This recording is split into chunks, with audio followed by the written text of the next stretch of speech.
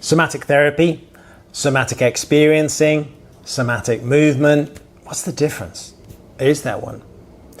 For me, as a somatic experiencing practitioner, there is no doubt that somatic experiencing is pretty much the gold standard and the most robust training that exists in the world around somatic approaches to therapy.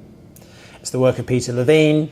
It's a thorough 3-year training, only available to people who have already reached other levels of registration professionally. It's really solidly based in sound physiology and psychology. It may encompass talk. It can encompass meaning, although that's often less the focus. And it's much more focused around the sensations or movements or physiology that's happening or the energy field of the body. It will be working with emotions as well. Responses in the body, tracking those and helping the body to retrain those. It will look at developmental trauma. It will look at shock trauma, PTSD, high velocity impact, war, sexual harm. There are many modules within somatic experiencing training. Somatic therapy is a term that's out there, and there are many forms of training, and I'm not suggesting that they're not valuable.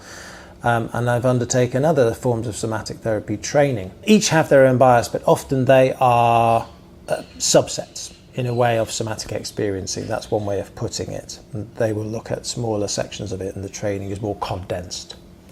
Somatic movement. Now, somatic movement is slightly different. It does enter into somatic experiencing. It might be that we start to use movement in a more intentional way to access the nervous system and its responses.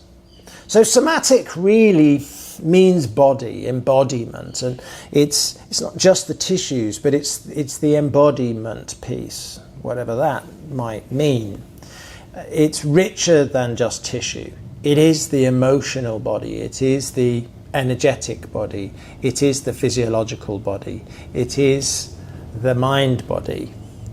And so somatic work initiated through movement might be how we change the way we feel through movement, or it might be that we meet a tension pattern and a holding pattern and a guarding pattern, and we can start to unpack that less by touch or by mental focus, but actually by intentional movement.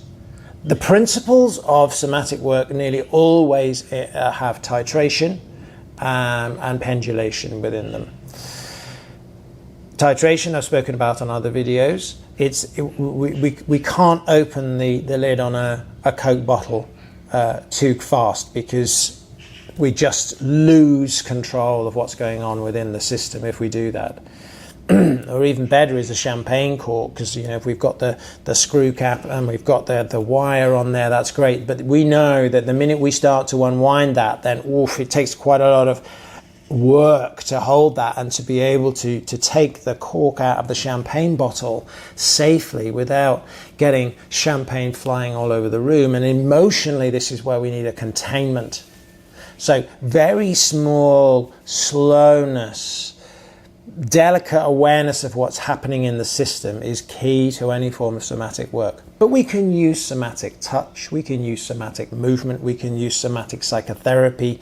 There are many forms of those different things.